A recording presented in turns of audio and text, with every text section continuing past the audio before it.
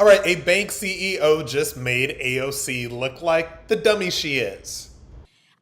Chase, Bank of America, and PNC have opted out of that direct program. Is that correct, Mr. Demchik, Mr. Diamond, and Mr. Moynihan? I believe so. Yeah, I'm not aware of it. I'm not aware of the answer. Okay, so for your awareness, your banks have opted out of Paycheck Protection Program forgiveness, Excuse me, that is incorrect. with the portal with the SBA. Thank you. I was trying to finish my sentence. Now, I would like to zero in a little bit on Bank of America. Mr. Moynihan, are you aware of how many PPP loans your bank has facilitated on behalf of its customers? About 400 and almost 500,000, and 95% are forgiven or repaid already. And we're finishing up the rest of them. How many of those loans, in terms of the percentage, have those loans been forgiven in full as opposed to in part? The ones that are forgiven are mostly, vast majority be forgiven in full. In full. What we're starting to see here with some reporting in The Intercept, and this is just one reason why I was curious about the numbers, is that we're starting to see that Bank of America is refusing to forgive some PPP loans in full, but in terms of the portal that Bank of America have set up, it's very difficult to appeal these decisions. And in fact, what we're seeing is that Bank of America had pre-populated a forgiveness amount in their portal, sometimes drastically lower than small business owners had anticipated and had qualified for. And in instances where these small business owners have documentation, there's very little recourse or appeal.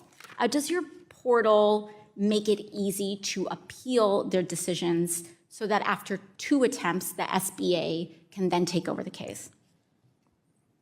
Borrowers can appeal. 95% of the loans are forgiven and repaid today, so we're only talking about 5% of the loans, and a substantial part of those are going through the appeal process as we speak. And so the borrowers can appeal, and we're in the process of finishing up that last 20,000 or so loans. It's a small amount of loans, and they're finishing. And to certify that 95% is a full forgiveness amount percent? Forgiveness and repayment. Some of them, Full forgiveness, not partial. the vast majority are full forgiveness, but I can get the data to you.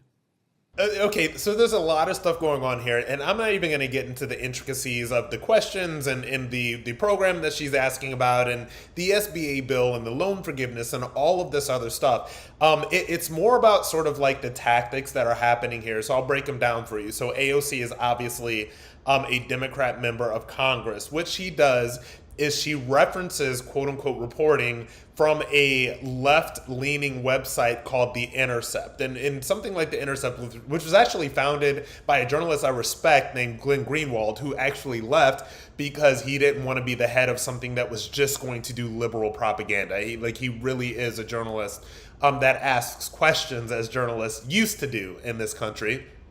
But basically, people like AOC are basically propagandists for the left. And what they do is they use the left-leaning propagandist media stories that are vastly reported from one direction to influence their questioning and influence whatever agenda they're trying to put in Congress.